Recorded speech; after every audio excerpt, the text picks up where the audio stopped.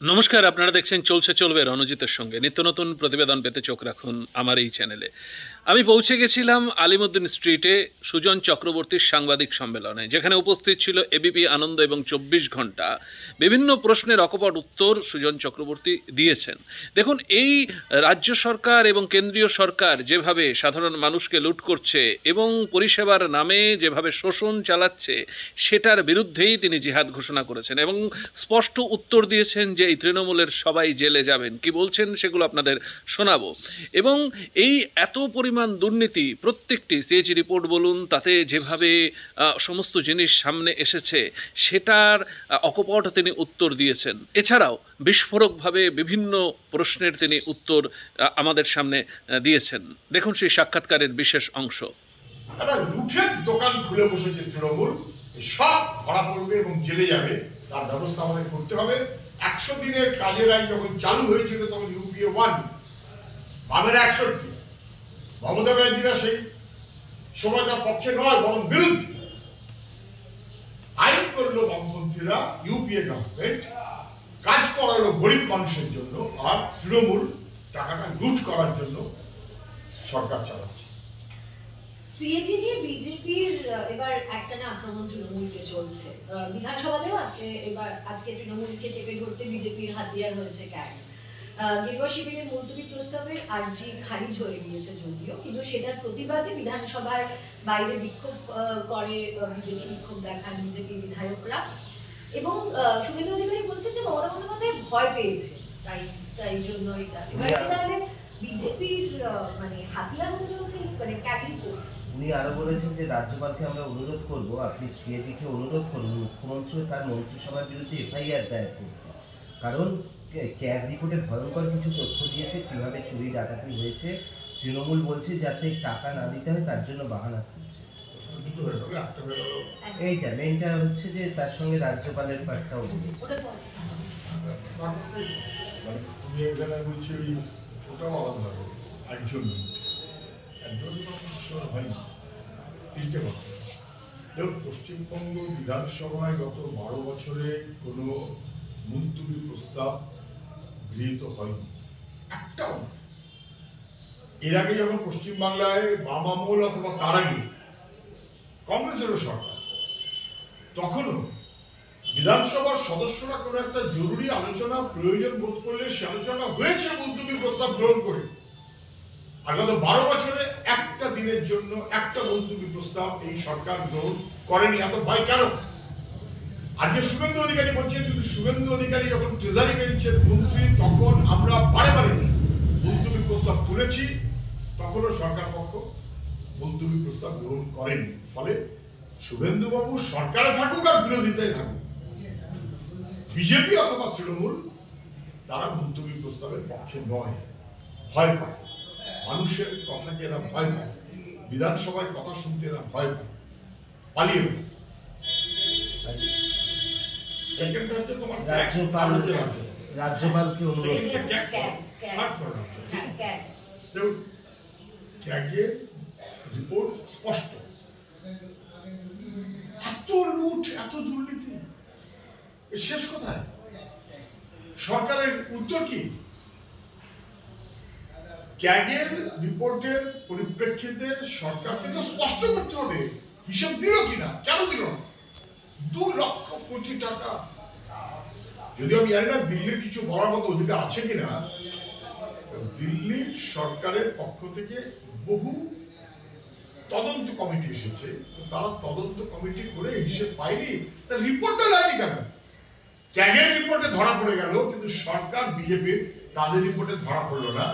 বিজেপির সরকার তৃণমূলকে বাঁচাতে চায়, সাহায্য করতে চায়। বিজেপির সাহায্যে তৃণমূল, কোনো সন্দেহ নেই, কিন্তু ক্যাগের রিপোর্টে ধরা পড়ে গেছে। এবং স্বাভাবিকভাবে এই কোয়েশ্চেন উঠছে, তাহলে রাজ্যপাল কি করছে? ক্যাগের রিপোর্টে এত ভয়াবহ রিপোর্ট, এবং এখন তো সেই রিপোর্ট নিয়ে আলোচনা করবে যে পাবলিক অ্যাকাউন্টস কমিটি, সেও তো তৃণমূলের পক্ষে।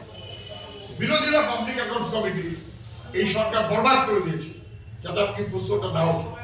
রাজ্যপাল কি কোনো অ্যাকশন নেবেন? রাজ্যপাল কি সরকারের সঙ্গে কথা বলবেন, ডাকবেন, জানতে চাইবেন, বুঝতে চাইবেন, এফআইআর করবেন? কিছুই করবেন না। উনি খালি দিল্লিতে একবার যাবেন আর কলকাতা একবার আসবেন আর সবাইকে প্রশংসায় ভরিয়ে দেবেন, একবার শ্রীকৃষ্ণ নরেন্দ্র মোদী আর একবার মুখ্যমন্ত্রী ওনার মতন নেত্রীর এগুলি খুঁজে পান না। কিন্তু বাম জামানার অসঙ্গতি এবং টাকা তছরূপের অভিযোগও রয়েছে। বলা হচ্ছে যে ক্যাগের রিপোর্ট তৃণমূলের পক্ষ থেকে বলছে বাম জামানা 2003 তার দায়িত্ব আমরা নেব না। ভাই, তোমাদেরকে দায়িত্ব নিতে বলেছে? তৃণমূলের আমলের রিপোর্ট অসঙ্গতি দেখিয়েছে, সেই দায়িত্বটা নাও, যথেষ্ট। বাম আমলেরটা বুঝতে হবে না। 2002-03 তখন 100 দিনের কাজ ছিল না, তখন আবাস যোজনা এই ফর্মে ছিল না, না বোঝার কি আছে? মানুষকে বিভ্রান্ত করার জন্য বলছি। আমি শুধু মনে করিয়ে দিই, 2002-03 সালে ক্যাগ রিপোর্ট দেখভাল করার দায়িত্ব যে পাবলিক অ্যাকাউন্টস কমিটি, পশ্চিমবঙ্গ বিধানসভায় পাবলিক অ্যাকাউন্টস কমিটির চেয়ারম্যানের নাম হয় সুব্রত মুখার্জি, নাহলে সৌগত রায়। তাদের রিপোর্টটা দেখুন, তিনি উত্তর পেয়ে যাবেন। অযথা বিভ্রান্ত না করে গত 12 বছর এই সরকার ক্যাগের রিপোর্ট, দুর্নীতি, ধামাচাপা দেওয়ার চেষ্টা, মুখ লোকাবার সুযোগ নেই তৃণমূলের। রাজ্যের এই যে ক্যাগের রিপোর্ট নিয়ে যে মামলা হয়েছিল হাইকোর্টে, সেই মামলারই আবার গোটা বিষয়টিকে আবার দৃষ্টি আকর্ষণ করা হয়েছে। রাজ্যের এই যে 2 লক্ষ করেছেন যে রাজ্যের 2,29,000 কোটি টাকার খরচের হিসেবের গরমিল রয়েছে এবং তার যাতে দ্রুত শুনানি সেটার আবেদন জানানো হয়েছে। প্রধান বিচারপতি গোটা ব্যাপারটা শুনেছেন, শুনে বলেছেন যে 19 তারিখের পর শুনানির আশ্বাস দিয়েছেন। তাহলে এবার এটা হাইকোর্টেও এটা পশ্চিমবাংলায় যে সরকার চলছে, এটা একটা লুঠের সরকার। প্রত্যেকটি ক্ষেত্রে টাকা লুট, শিক্ষা, স্বাস্থ্য, রাস্তা, প্রত্যেকটি ক্ষেত্রে নিয়োগ, সরকারের দপ্তর, যে কোনো না, কন্ট্রাকচুয়াল কর্মী, তাদের কাকে নেওয়া হবে না নেওয়া হবে, এমনকি মধ্যশিক্ষা পর্ষদ তার পরীক্ষা, সে পরীক্ষার জন্য যে খরচ নেওয়া হয় ছাত্রদের কাছে, সেখানেও লুট। সিসিটিভি বসাবে, সেখানেও লুট। লুঠের রাজত্ব চলছে ভয়াবহভাবে। সিএজি রিপোর্টে খানিকটা স্পষ্ট হয়েছে যে কোনো হিসেব নেই, হিসেব দেওয়া যাচ্ছে না। কেন্দ্রীয় সরকার যতই ধামাচাপা দিক না কেন, ক্যাগ রিপোর্টে খানিকটা স্পষ্ট হয়েছে। কোর্টে তো মামলা আছে, এতদিন সময় লাগছে কেন? আজকে প্রধান বিচারপতি শুনানির জন্য কদিন পরে টাইম দেবেন বলেছেন, কিন্তু দ্রুত শুনানি হোক। সব জিনিস ধামাচাপা দেওয়ার একটা প্রচেষ্টা হচ্ছে, আর আমাদের রাজ্যের বদনাম হচ্ছে। লুঠের সরকার বহাল তবিয়তে চলছে। সুজনদা, এই রেশন চুরি আর 100 দিনের কাজে টাকার চুরি মোডাস অপারেন্ডি বলছে একই, যে অভিযোগ রেশন কাণ্ডের মধ্যেই রাজ্য পুলিশ এফআইআর রুজু করেই ক্ষান্ত থেকেছে, তদন্তটা এগোয়নি। রেশনের ক্ষেত্রে দেখা গেছে সেই তদন্ত পৌঁছেছে কোথায়, 2000 কোটি টাকা বিদেশে পাচার হয়েছে বলছে। এখন এই যে কেন্দ্রের টাকা নয়েছে, কি বলবেন? মানে দুটোতেরই পুলিশ এফআইআর করলো, কাজ কিছু করলো না। এবং আমাদের রাজ্যে যেটা হচ্ছে, দুর্নীতির অভিযোগ যদি কেউ করেন তাহলে সেই অভিযোগ চেপে দেওয়া হচ্ছে, এফআইআর নেওয়া হচ্ছে না, মিলে চেপে দেওয়া হচ্ছে। একটু আধটু নাড়াচাড়া করে ব্যাস ফাইন খান্ত। যদি তৃণমূলের নেতা হয়, যদি সরকার অফিসার হয়, একেবারে তাড়াতাড়ি দেওয়া হয়ে গেল। পুলিশ বহাল তবিয়তে টাকা খাচ্ছে, দুর্নীতির সঙ্গে আপোষ করছে। এটা খুব খারাপ হচ্ছে এখন। কিন্তু মোডাস অপারেন্ডি তো সবই সেম, সবই তো 25-75-এর ভাগ।